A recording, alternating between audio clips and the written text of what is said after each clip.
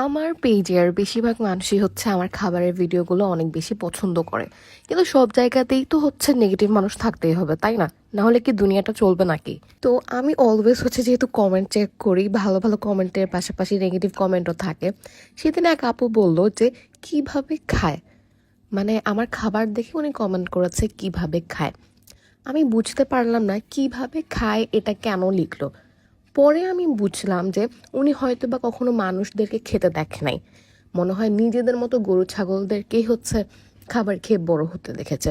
So এটা স্বাভাবিক যে একটা মানুষকে খাবার খেতে দেখে তার অস্বাভাবিক লাগারই কথা। অনেকেই হচ্ছে অনেক জোরে জোরে খাবার চিবিয়ে চিবিয়ে খায়, যেটা দেখতে খুবই বাজে লাগে এবং মুখ খুলে খাওয়াটা খুবই বাজে লাগে আমার কাছে।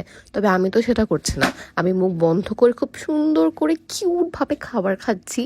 দেখেন না সুন্দর লাগতেছে না, মানে একটু পরে দেখাচ্ছি আর কি। সো যাই হোক, মানে তাদের কাছে কেন অস্বাভাবিক লাগে বা কেমনে খায় বা কিভাবে খায় এটা কেন বলে আমি জানি না। বাট আমার কাছে তো মনে হয় যে আমি সুন্দরভাবেই খাই, তাই না? যারা আমাকে পছন্দ করো তারা বলো তো সুন্দরভাবে খাই না? যদিও হচ্ছে কিছু মানুষ মানে আমাদেরকে অপছন্দ করবে, এটাই স্বাভাবিক। But I really don't care about them. আমি এভাবেই খাবার এভাবেই হচ্ছে ভিডিও মেক করতে থাকবো। বাই দ্য ওয়ে, মিষ্টিগুলো দেখে হঠাৎ করে আবার খেতে ইচ্ছে করতেছে। হঠাৎ করে হচ্ছে মানে চোখের সামনে ভিডিওটা আসলো, তাই ভাবলাম আবার একটু শেয়ার করে দেই।